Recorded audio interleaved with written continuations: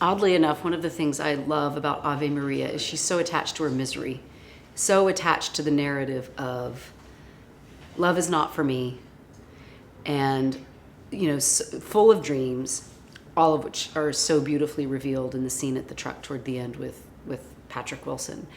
And that mismatch between this is what I want and what I hope and dream is possible, but this is like the really negative stuff that I believe about myself and act as if it's true. And that the story takes this journey of the what if coming true. And I think that's really possible for all of us.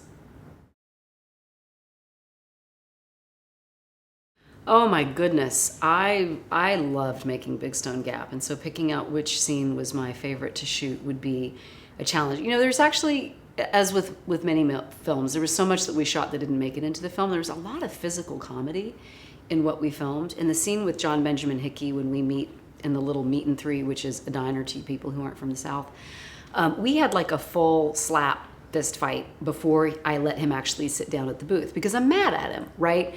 So he tries to sit down and I turn around and I kick him off, and then we do this kind of thing. And all of that, it was such a big, long, rich scene with such brilliant actors, all of them. And so everything was incredibly rewarding. And then, we cut it down and we make this little movie. But a lot of that stuff is what really stood out to me. The filming Big Stone Gap in Big Stone Gap is ideal. If anyone can write a movie about their hometown and then film in their hometown and have their librarian and their childhood friends as the extras, go for it, because it's a dream. It's a beautiful town. It's set in the Appalachian Mountains. It was fall, and there was such a thrill amongst the community about us being there. And I mean, Adriana is this, beloved child of Big Stone Gap who's gone out in the world and made them proud. So it was precious. It was really, really sweet.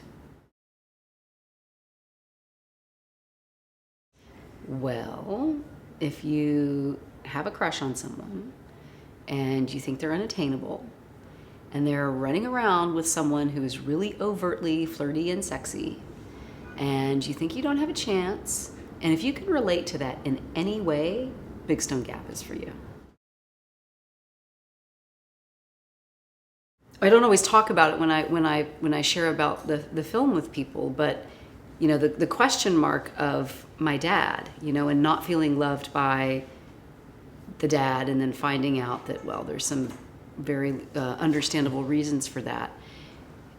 It's just it's kind of a once in a lifetime movie.